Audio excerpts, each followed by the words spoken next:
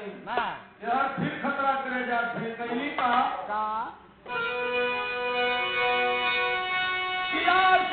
कहीं कहीं भिखारी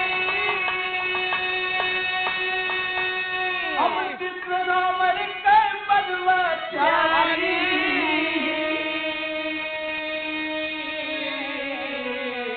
देखी झलकारी का कई सलवार स्वरूप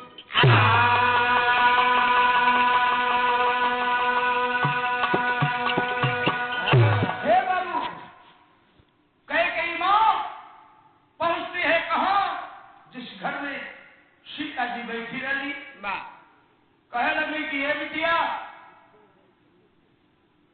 वो 10 शीश वाला रावण लंकापति रावण का जरा चेहरा बना दो बिटिया, मैं उसको देखना चाहती हूँ जो तुझे चुरा करके ले गया था। रहल कैसन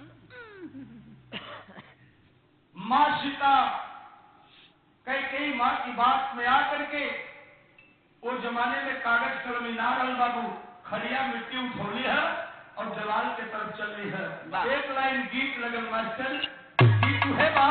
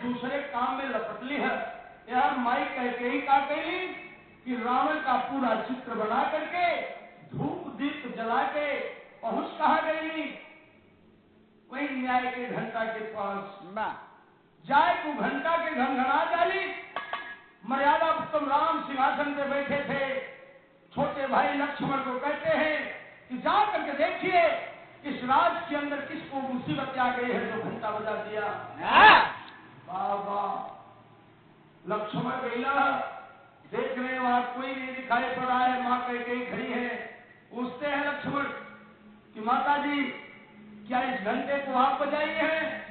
कई करने की हाँ बेटा हम नहीं बजौली है। चला आ दिक्कत हो बाबा। माँ कई पहुंचती है मर्यादा पुरुष राम का जहाँ सिंहासन लगा है। माँ कई को देख करके मर्यादा पुरुष राम जान गए कि माँ कैकेयी ही घंटा बजाई है। पूछते हैं, कहती है बेटा राम, तुम तो कहते हो कि सीता पतिव्रता है, लेकिन सीता पतिव्रता नहीं है ना। अवाक होकर के मर्यादा पुरुषोत्तम राम सिंहासन छोड़ करके उठ के खड़े होते हैं। कहते हैं इसका प्रमाण मां, कह चलिए बेटा मेरे साथ ले जाती है उस कमरे में जहां रावण का चित्र मां कैकेयी बना करके और धूप दीप जला दी थी। कह देख रहे हो बेटा, जिस दुश्मन को मार करके तुमने सीता को लेकर के आया, उस रावण की पूजा सीता करती है इस कमरे में। हे बाबू, मर्यादा पुरुषोत्तम राम कुछ बोले नहीं, वापस पुनः आकर के सिंहासन पे बैठते हैं, लक्ष्मण को बुलाते हैं। लक्ष्मण इधर आइए। जब लक्ष्मण आया तो लक्ष्मण से कहला का कभी विराह की तेरी में भाव देते हैं। तो बोला,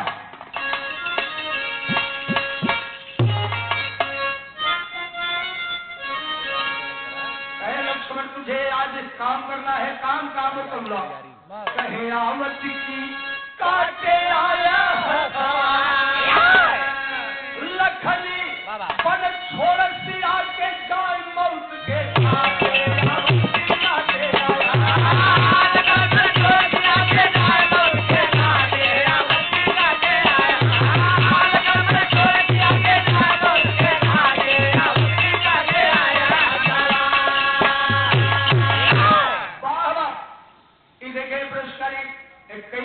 कल्लीपुर की धरती से अमरीश सुभाष ढोलक मास्टर के बाबूजी के तरफ से बाबूजी से 100 प्रणाम है। सभी भैया से प्रणाम बाबू। कहे काटी के दो हाथ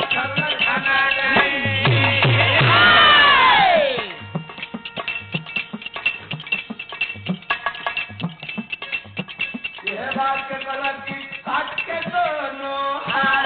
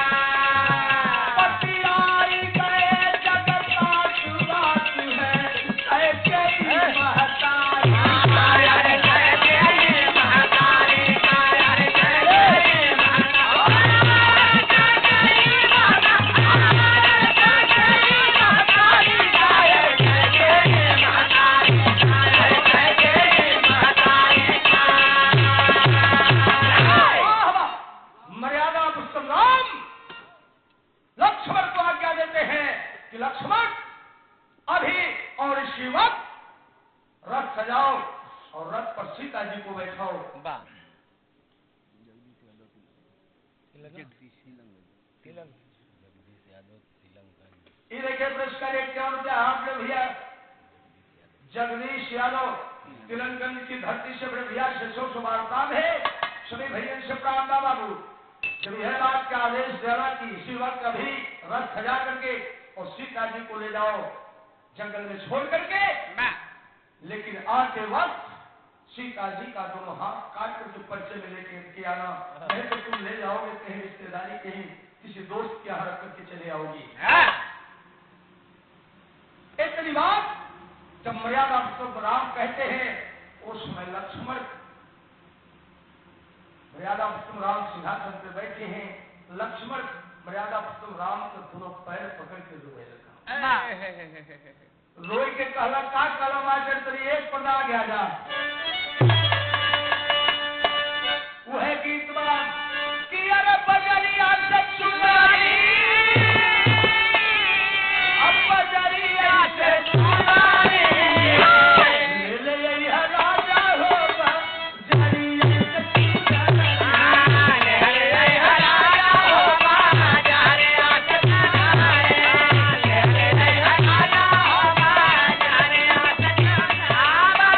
Bye.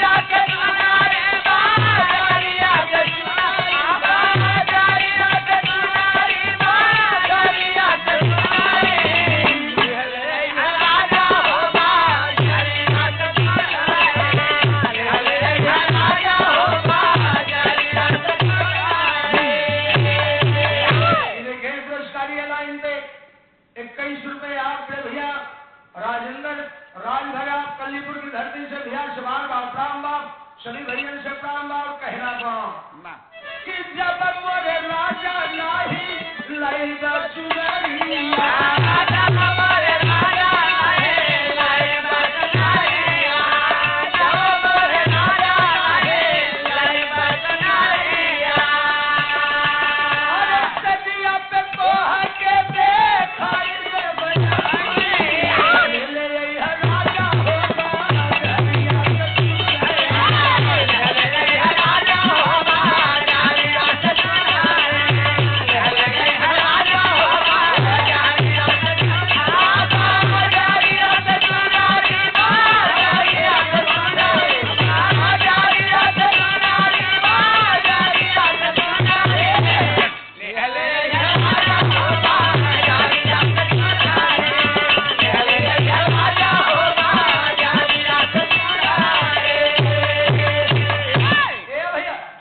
लक्ष्मण मर्यादा उत्तम राम को दोनों पैर पकड़ के रोए लगा रो रहे हैं और सोच रहे हैं क्यों रो रहे हैं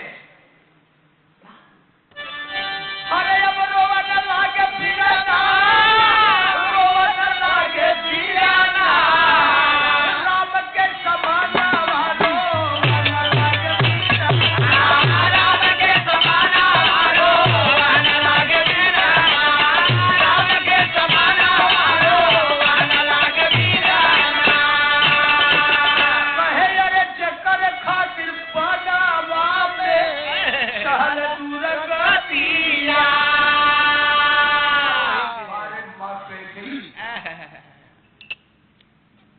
अब कुआं बचे बदे पानी से ताज रखवा दे यार काम के दौरान ही फलने हैं कि एक पतिव्रता बहू को घर से निकलवाने का काम कर रही है कैसे लक्ष्मण रो रहे हैं किसे कभी खातिर पादा में कहल दुर्गा अरे वही के पठावे बना लिखु कैले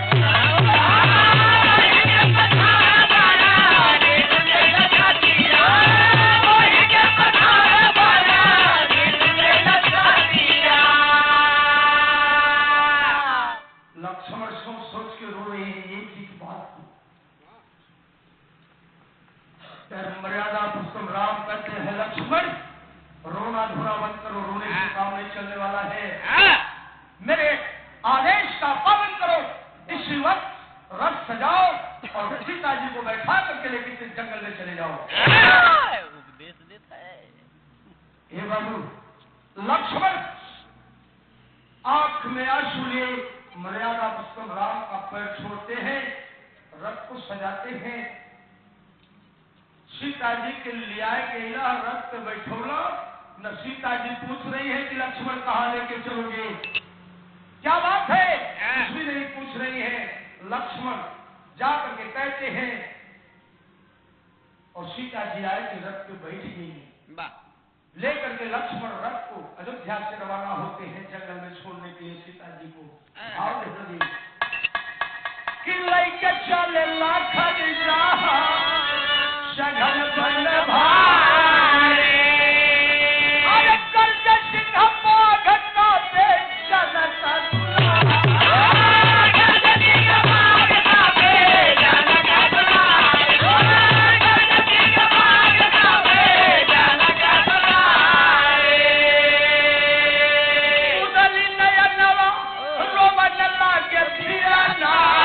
राम के समाना भालो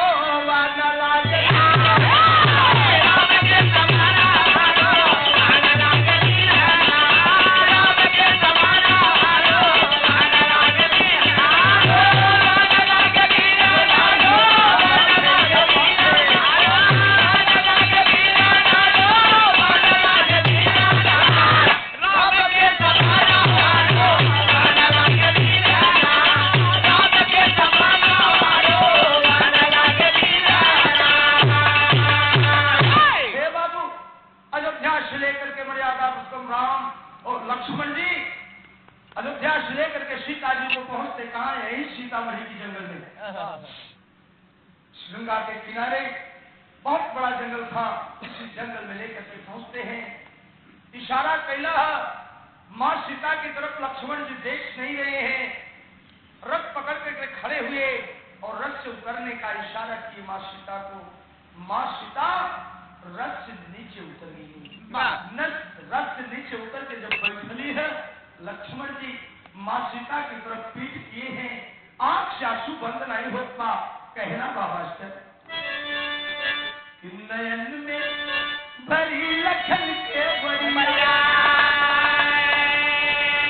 अरे नयन में भरी लखन के बरिया, और दिल में छायत बड़ी फिक्रिया, आवत की काटे आए प्रेम का दरिया भगवान का है छन में पाते, आवत की काटे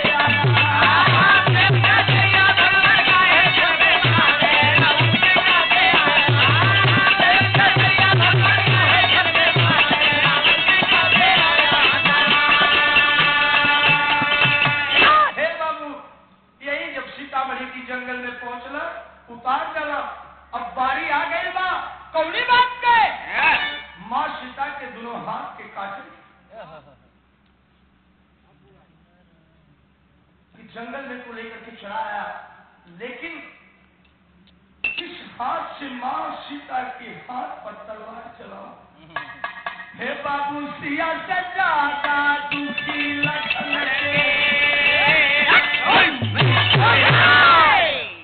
सिया से ज्यादा दुखी लखन के, जाने दिल के अंदर का सीता का कोई गवा का लपा बिरुपवा का सकंदर का, माता का अब काटी हाथ आया, सारी बात दिल सुंदर का।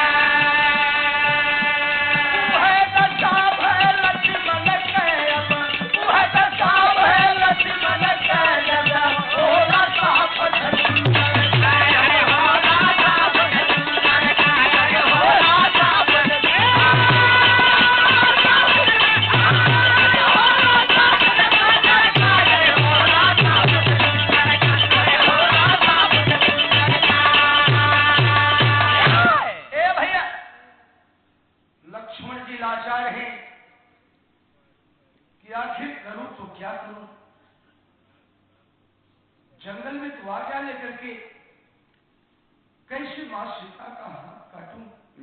लाचार लक्ष्मण रथ पकड़ करके खड़े हैं बाबू, आंख से आंसू गिर रहे बा, सोच रहे हैं कि आखिर क्या करूं। हालात आज लक्ष्मण की वो है जैसे कोई शख्स किसी छछूंदर को पकड़ ले, अगर लील ले तो मर जाए, गिर दे आनहर हो जाए। लाचार लक्ष्मण खड़े हैं, सोच रहे हैं। भाव जल गई एक लाइन गीत बाप कि बुढ़ावा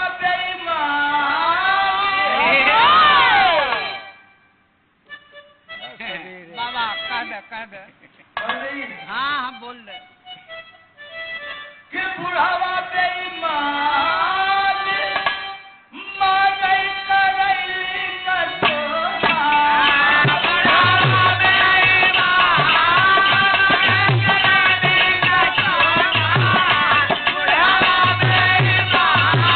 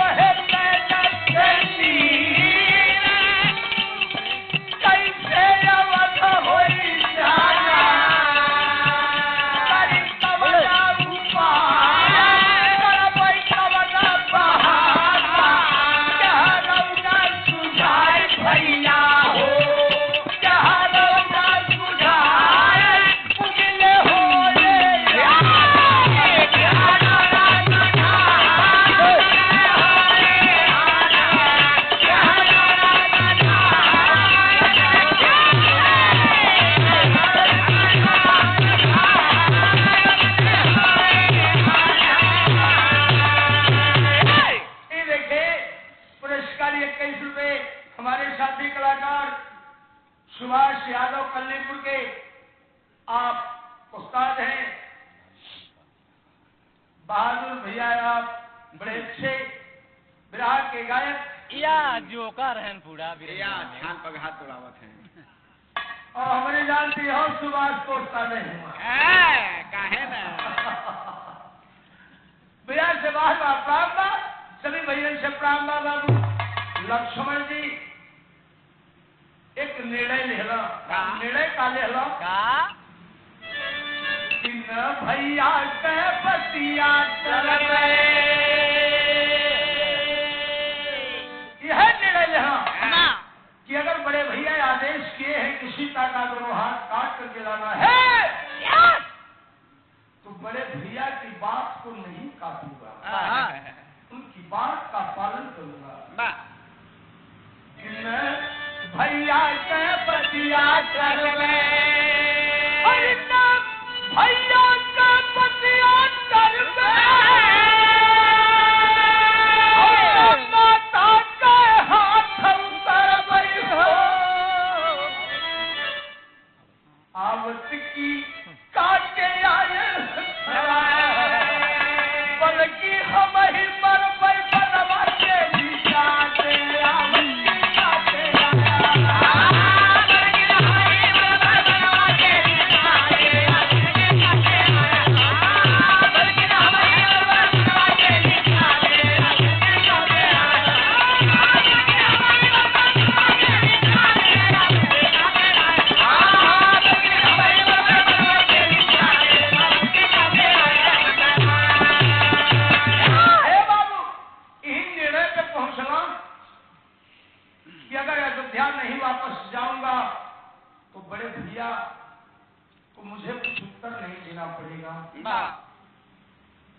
न तो मां सीता का हाथ काटूंगा और ना ही अयोध्या जाऊंगा। इससे बेहतर होगा कि मैं इसी जंगल में मर जाऊं, न क्यों हमसे हाथ मांगी न हाथ काटे की हुई।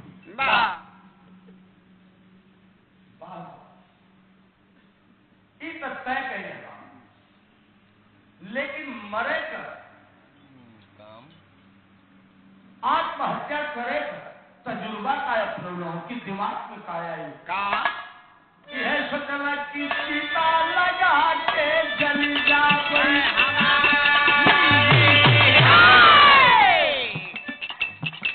यह सोचना कि सीता लगाए कि जियते जल जाई, बतिया खत्म हो जाए। बाबा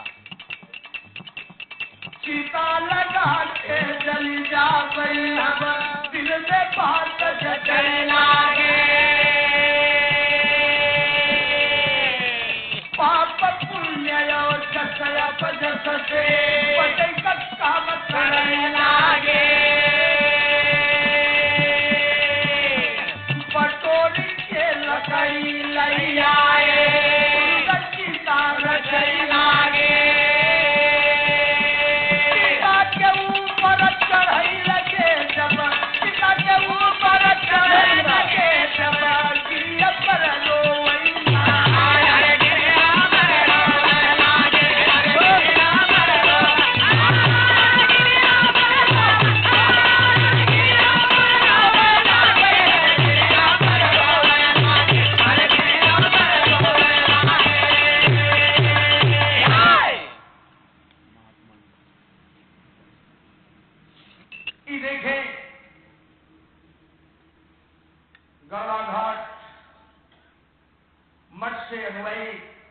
कुटिया आपके देखे साधु कुटिया कहल जा रहा है, का नाम बहुत दूर तक बा।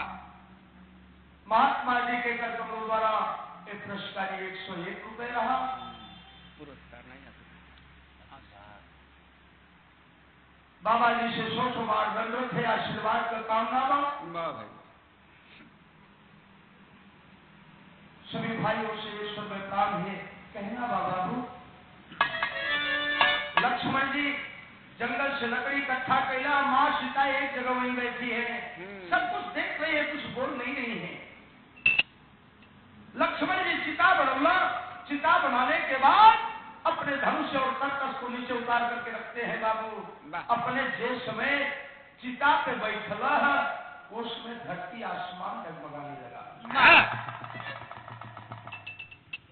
कि ये क्या होने जा रहा है। उसमें भैल का विश्वकर्मा पूछैया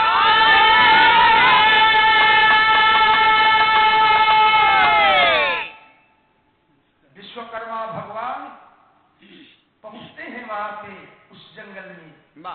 किस वेश में पहुंचते हैं कि विश्वकर्मा पूछैया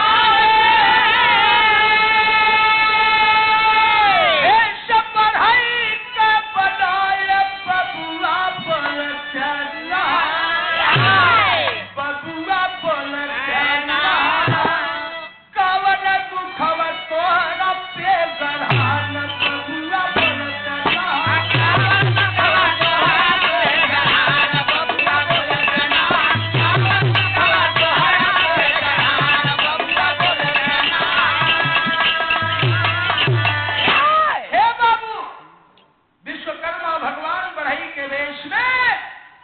आधी धोती घुटना के ऊपर है, आधी धोती नीचे तक बा, फटही गंजी डाले, कान्हे पे बसुला रखे, हाथ में आरी रुखान लिए, एकदम वृद्ध का रूप बना करके पहुंच के आए के खड़ा हो गया। कहे ये बेटा काहे मरत है क्या बात है इस जंगल में, क्यों जीते जी चिते पे बैठे हो, चिता पे क्यों जीते जी बैठे हो बेटा, क्या बात है, पूछ रहे हैं कहते क्या है।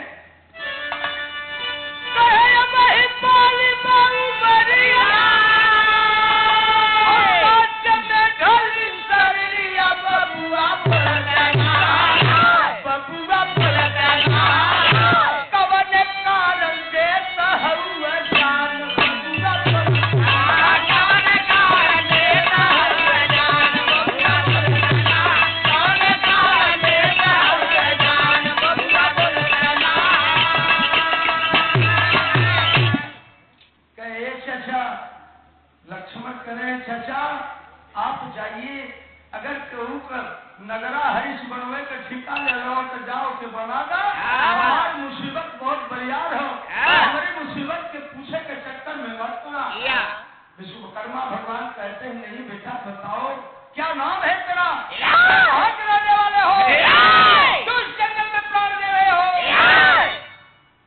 उसमें जब बहुत जिद कहना तो लक्ष्मण कहते हैं कि चाचा जी आप अगर जानते हो तो जान लीजिए, अयोध्या नरेश मर्यादा पुस्तक राम का छोटा भाई हूं, मेरा नाम लक्ष्मण। उसमें बड़े के देश में विश्वकर्मा भगवान कहते हैं कि अरे बेटा तू तो बहुत बहादुराती है, मेघनाथ जैसे बलवान को मारा है, तो आप हत्या करने की क्यों जरूरत आ गई। कहे तो जानना चाहते हैं आप तो जान लीजिए। कहे हमें बन भेजे अवध बिहारी, कहे हमें बन भेजे अवध बिहारी,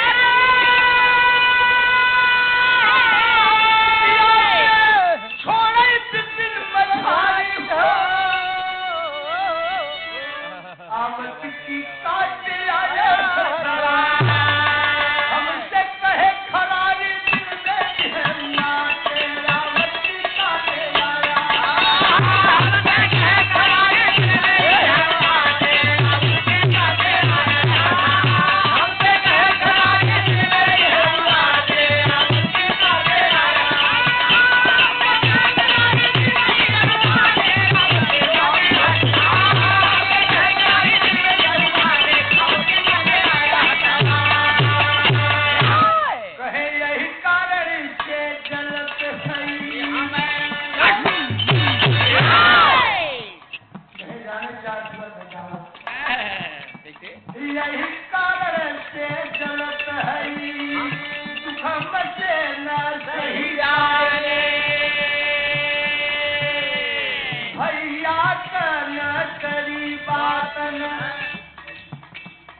मातु का हाथ कट जाए, दूनो मोर बोल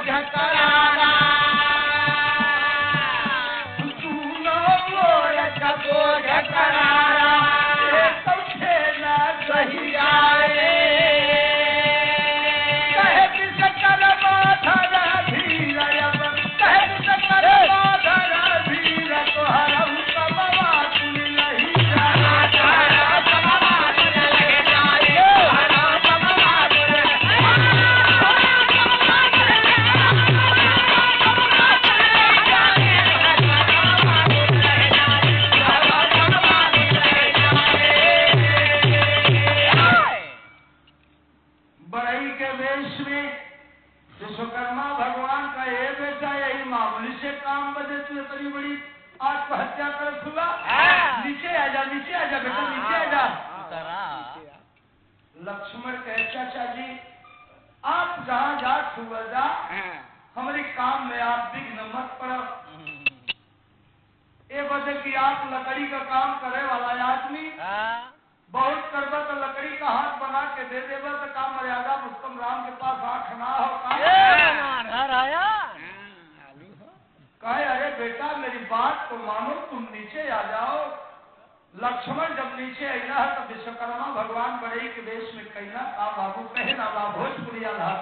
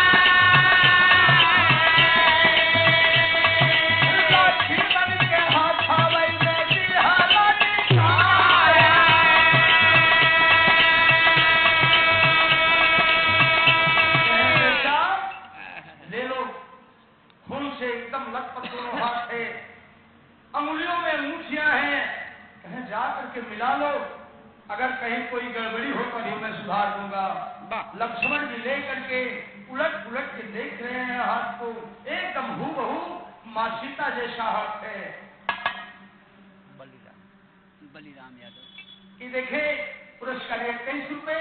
आप चाचा जी बलिराम यादव जी के कर मरुआ रहा, उनसे बात आप राम श्री भीर से राम बाबा को कहना बाबा लक्ष्मण जी देख रहे हैं, कह रहे हैं नहीं चाचा जी हाथ को एकदम हूबहू है, तो बेटा लेके चले जाओ, दे देना मर्यादा पुरुषोत्तम राम को। यार थोड़ी दुनिया विश्वकर्मा भगवान गया उनका ध्यान हो गया भाई का के लखन चले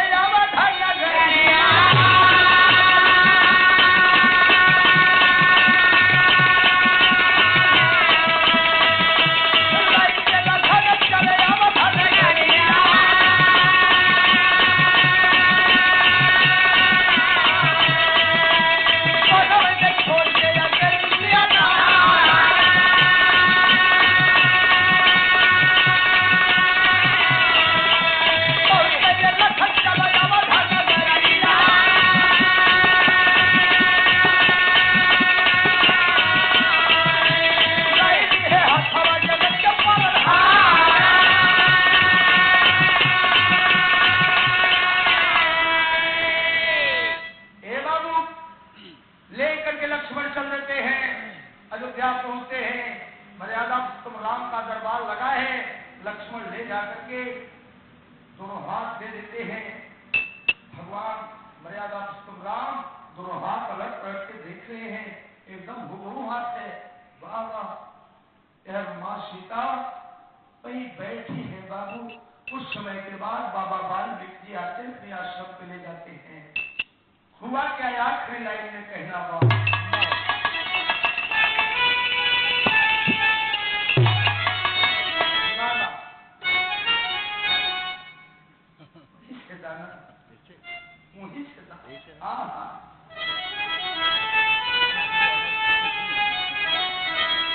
मूर्ति राज